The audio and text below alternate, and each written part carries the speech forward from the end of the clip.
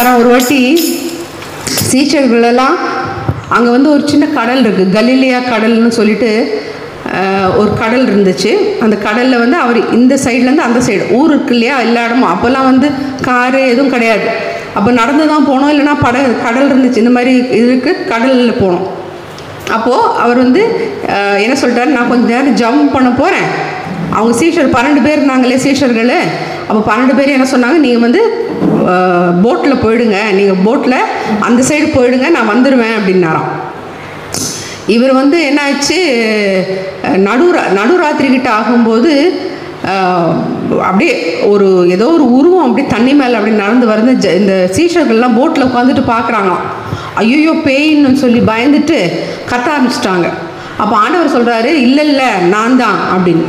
அப்போது நம்மளை படைத்த தேவன் அவர் அவ்வளோ பெரிய கடவுள்னா வந்து நம்மளை மாதிரி சாதாரண மனுஷன் கிடையாது. அவருக்கு ஒரு தனி பவர் இருக்கும் இல்லையா, அவரால் கடல் மேலே நடக்க முடியும். அப்போது அவர் என்ன சொல்கிறாரு, இல்லை நான் தான் அப்படின்னு சொல்லிட்டு கடல் மேலே நடந்து அவர் வராராம்.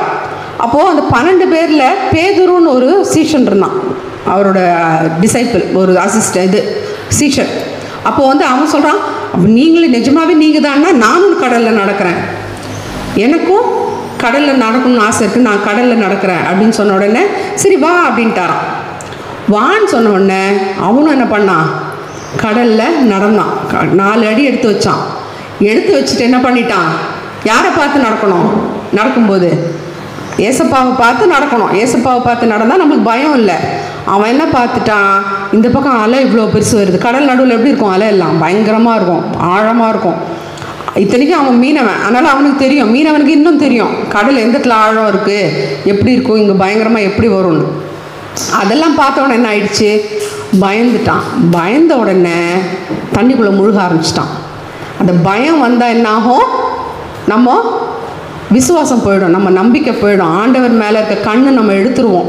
அப்போ எடுத்த பிறகு நம்ம விசுவாசம் போயிடுச்சுன்னா நம்ம என்ன பண்ணுவோம், நம்ம மூழ்க ஆரம்பிச்சிடும். மூழ்கிறதுனா என்ன, பிரச்சனை நம்ம நம்ம நம்ம நம்மளை சுற்றி எத்தனையோ பிரச்சனை இருக்குது இல்லையா, அந்த பிரச்சனைக்குள்ளே நம்ம டென்ஷன் ஆகி ஐயோ போச்சுடா நம்ம வாழ்க்கை அப்படின்னு நம்ம முழுக ஆரம்பிச்சிடும். அப்படி பாதி முழுகும் போது என்ன பண்ணுறான், எசப்பா என்ன ஹெல்ப் பண்ணுங்க அப்படின்னு சொல்லி ஆண்டவரை கூப்பிட்றான்.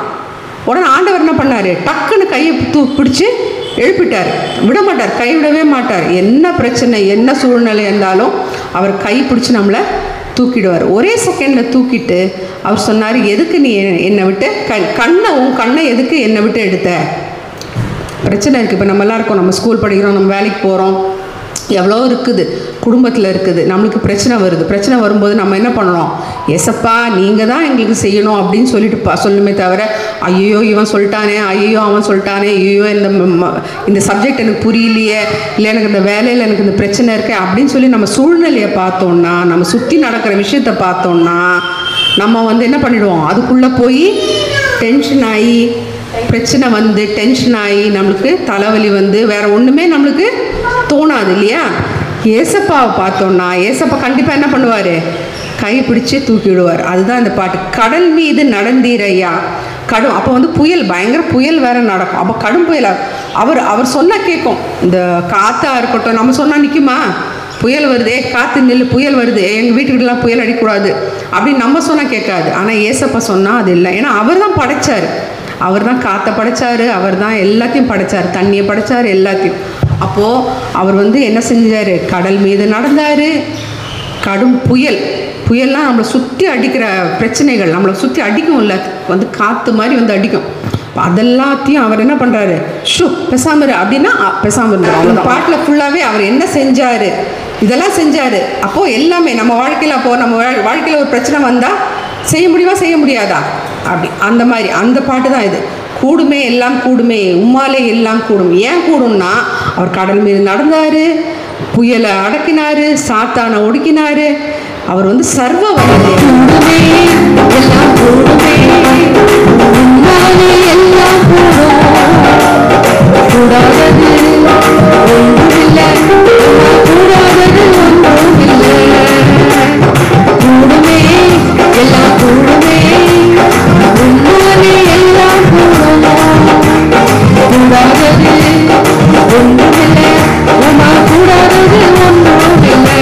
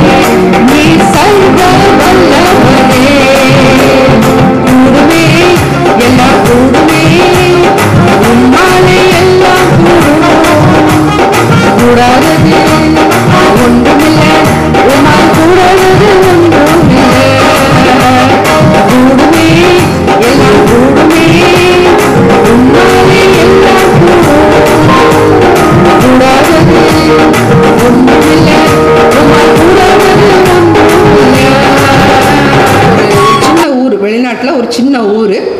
அந்த ஊரில் வந்து நம்ம மேயர்லாம் இருக்காங்க தெரியுமா, மேயர் ஒருத்தர் இருந்தாராம். அந்த மேயர் என்ன பண்ணுவாராம், அவர் வந்து அந்த ஜனங்கள் மேலே ரொம்ப பாசம். அந்த ஊரில் அந்த ஜனங்களுக்கு எந்த பிரச்சனையும் இருக்கக்கூடாது, இது கரெக்டாக நிர்வாகம்லாம் கரெக்டாக நடக்குதா அப்படி இப்படின்னு சொல்லிட்டு ரொம்ப வந்து கேட்பாராம், செய்வாராம்.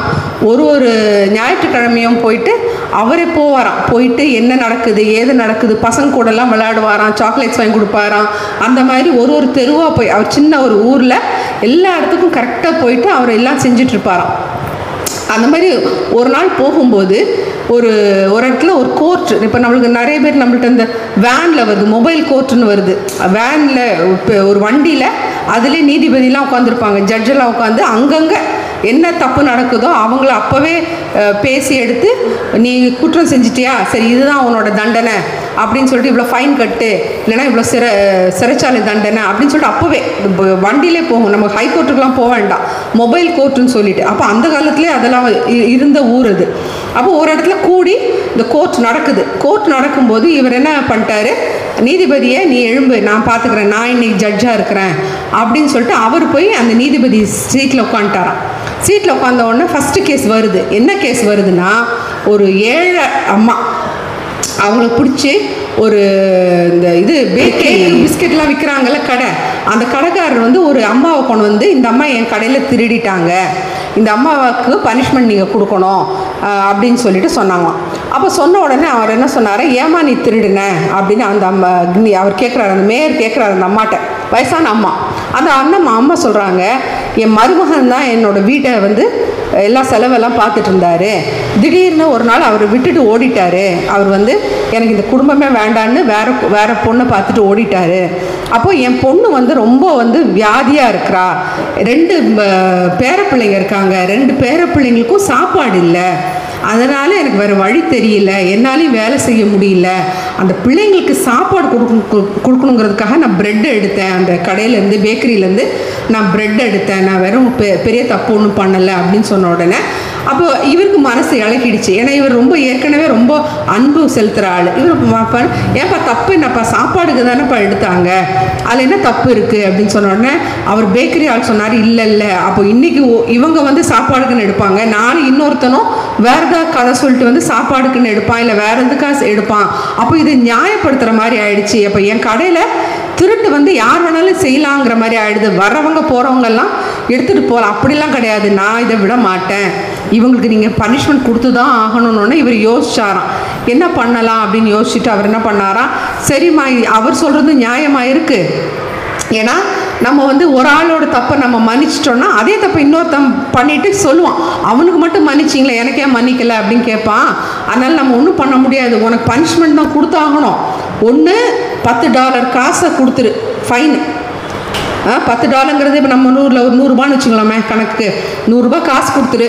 அப்படி இல்லையா நீ வந்து ஒரு 10 நாள் வந்து ஜெயிலில் போய் நீ வந்து ஜெயிலில் அனுபவிச்சுட்டு வா அப்படின்னு சொல்லிக்கிட்டே அவர் என்ன பண்ணுறாரு, இந்த ஜட்ஜ்மெண்ட் அந்த அவரோட தீர்ப்பை சொல்லிகிட்டே அவர் பர்ஸ்லேருந்து பாக்கெட்லேருந்து காசு எடுத்து 100 ரூபாவை எடுக்கிறார். 100 ரூபாவை எடுத்துகிட்டே பேசுகிறார் அவர் அந்த அம்மா கொடுக்கணும்னு அவங்க எதிர்பார்க்கல. அவர் என்ன பண்ணுறாரு, வேறு வழி இல்லை, நீ செஞ்ச தப்புக்கு நீ வந்து தண்டனை அனுபவிக்கணும், ஆனால் அந்த தண்டனை அந்த காசை என்ன பண்ணுறது, நானே கொடுத்துட்றேன் அப்படின்னு சொல்லிட்டு அவர் என்ன பண்ணுறாரு, 100 ரூபாய் காசை நான் கொடுக்குறேன், அதனால் நீ வந்து இந்த காசை நீ கட்டிட்டு அந்த ஆளுக்கு கொடுத்துட்டு உன்னோட நீ பண்ண தப்புக்கு நீ இது பண்ணிக்கோ, நீ வந்து அனுபவிக்க வேண்டாம், நீ தப்பு செஞ்சதுக்கு நீ பனிஷ்மெண்ட்டு அனுபவிக்க வேண்டாம், ஏன்னா நீ வந்து நியாயமாக உன்னோட சைடு நியாயம் இருந்தனால நான் கொஞ்சம் இறக்கமாக இருக்கிறனால நான் உன்னை மன்னிச்சிடுறேன் அப்படின்னு சொல்லிட்டு இன்னொரு இது சொல்கிறாராம். என்ன சொல்கிறாருன்னா, இந்த ஊரில் ஒரு குழந்தைக்கு சாப்பாடு கூட கொடுக்க முடியாத அளவுக்கு, ரெடி பண்ணி கொடுக்க முடியாத அளவுக்கு ஒரு பாட்டியம்மா இருக்கிறாங்க, கஷ்டப்படுறாங்க, அந்த கஷ்டப்படுற குடும்பத்தை பார்த்துக்கிட்டு இந்த ஊரே இருக்குதே அப்படின்னு சொல்லி அந்த ஊருக்கே ஃபைன் போட்டாராம். ஊருக்கே என்ன பண்ணிட்டாரு, 50 சென்ட்டு, 10 ரூபான்னு வச்சுங்க கணக்கு, 10 ரூபா கணக்கில் எல்லாரும் 10 ரூபா கணக்கில் நீங்கள் ஃபைன் கட்டி ஆகணும். ஏன் ஃபைன் கட்டி ஆகணும்னா, நீங்கள் இருக்கிற ஊரில் ஒரு ஃபேமிலி இருக்குது, ஒரு குடும்பம் இருக்குது, அந்த குடும்பத்தில் வந்து ஒரு வயசான அம்மா இருக்காங்க, குழந்தைங்க, பச்சை குழந்தைங்க, சாப்பாடு கூட வழி இல்லாமல் இருக்காங்க, நீங்கள் யாரும் அவங்களை ஹெல்ப் பண்ணலை, உங்கள் வேலையை பார்த்துட்டு போகிறீங்களே, அப்போ எப்படி ஊர் வந்து ஒற்றுமையாக இருக்கும், அதனால் உங்கள் எல்லாருக்கும் ஃபைனுன்னு சொல்லிட்டு எல்லாத்தையும் 10 ரூபா வாங்கி அந்த காசை என்ன பண்ணாங்களாம், அவர் ஜட்ஜு வந்து அந்த அம்மா கையில் கொடுத்து இதை வச்சு நீங்கள் உங்கள் பிள்ளைகளுக்கெல்லாம் சாப்பாடு கொடுங்க அப்படின்னு சொன்னாராம். அப்போது இங்கே வந்து என்னாச்சு, நியாயம் நின்றுச்சா? நான் அவங்க பண்ண தப்புக்கும் யார் காசு கொடுத்தது? ஜட்ஜு கொடுத்துட்டாரு, அந்த நீதிபதி கொடுத்துட்டாரு. அவங்களுக்கு எக்ஸ்ட்ராவாகவும் நீ தப்பு பண்ணிட்டமா, இதுக்கு மேலே நீ வந்து இப்போ இது பண்ணக்கூடாது, நீ போய் உழைச்சி சாப்பிட்டுன்னு சொல்லாமல் செஞ்சு அவங்க இருக்கிறவங்கள்ட்டே காசை வாங்கி அவர்கிட்ட கொடுத்து அவங்க குழந்தைங்களுக்கும் அவங்க ஃபேமிலிக்கும் அவங்க பொண்ணுக்கும் சாப்பாடு இது பண்ணுங்க அப்படின்னு சொல்லி கொடுத்துட்டாரு. இது வந்து இது ஒரு உண்மையான கதை.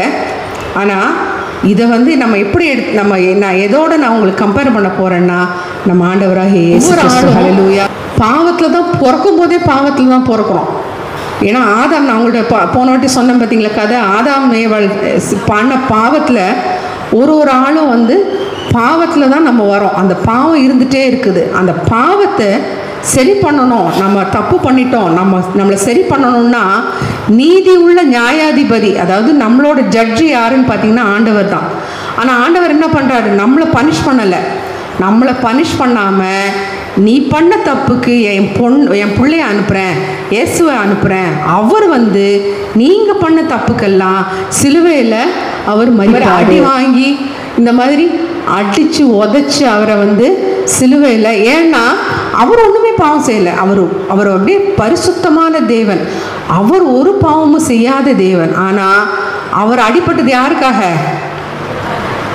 நான் பண்ண தப்பு, எல்லாரும் தப்பு தான், எல்லாருமே பாவம் செஞ்சுருக்கோம். யாருமே வந்து நான் ரொம்ப யோக்கியன், நான் தப்பே பண்ணலன்னு சொல்கிற ஆள் ஒருத்தன் கூட கிடையாது. அப்படி சொல்கிறவனா இருந்தால் அவன் போய் சொல்கிறான். ஏன்னா நம்ம பிறக்கும் போதே பாவத்தில் பிறக்கிறோம். ஒரு நாளும் நம்ம அவ்வளோ பண்ணுறோம். ஆனால் அது எல்லாத்துக்கும் சேர்ந்து அந்த ஜட்ஜு எப்படி அந்த அம்மாவுக்கு வந்து இது பண்ணி, இல்லைப்பா நீ பரவாயில்ல தப்பு பண்ணிட்டேன், ஆனால் உன்னோட தப்புக்கெல்லாம் நான் வந்து 100 ரூபா கொடுத்து சரி பண்ணுறேன் அப்படிங்கிற மாதிரி ஆண்டவர் நமக்காக சிலுவையில் தொங்கி கம்ப்ளீட்டாக நம்மளோட பாவம் சாபம், அந்த பாவத்தினால வர பனிஷ்மெண்ட் ஒன்று இருக்கு இல்லையா, அதுதான் சாபம். அப்போ பாவம் சாபம் எல்லாத்தையும் நம்மள்ட்ட வந்து எடுத்துட்டு நம்மளை வந்து என்ன பண்ணிட்டாரு, அவரோட பிள்ளையா, இனிமேல் நீ வந்து என் பிள்ளை, நீ கஷ்டப்படக்கூடாது, உனக்கு வேணுங்கிறதெல்லாம் நான் செய்கிறேன். இப்போ நம்ம பாடணும் பற்றியா, கூடுமே எல்லாம் கூடுமேனா இதை நம்ம நம்பணும்னு வச்சுங்க. நான் ஏசப்பாவோட பிள்ளை, எங்கள் அப்பா எனக்காக எல்லாம் செய்வாருன்னு நம்பணும்னா நம்ம வாழ்க்கையில் எல்லாமே நல்லது செய்யும். ஒருவேளை 1 நாள் 2 நாள் தள்ளி போகலாம், 1 மாதம் தள்ளி போகலாம், ஆனால் ஆண்டவர் கண்டிப்பாக நம்மள்கிட்ட செய்கிறேன்னு சொன்னதை என்ன பண்ணுவார், செய்யாமல் விடவே மாட்டார். என்னவாக இருக்கலாம், உடம்பு வியாதியாக இருக்கலாம், பண தேவையாக இருக்கலாம், வேலையில் இதாக இருக்கலாம், எதுவாக இருந்தாலும் ஆண்டவர் நமக்கு கண்டிப்பாக எல்லாமே நம்மளுக்கு செய்வார். ஹல்லேலூயா. ஒரே ஒரு பாட்டை ஆண்டவர் ஆராதிக்க போகிறோம், ஒரே ஒரு பாட்டு பாட போகிறோம். அதோடு சேர்ந்து கர்த்தரை ஆராதிச்சுட்டு செய்திக்குள்ளாக போக போகிறோம். ஹல்லேலூயா. முடிஞ்சவங்க எழுந்து நிற்போம். ஒரே ஒரு பாடல்.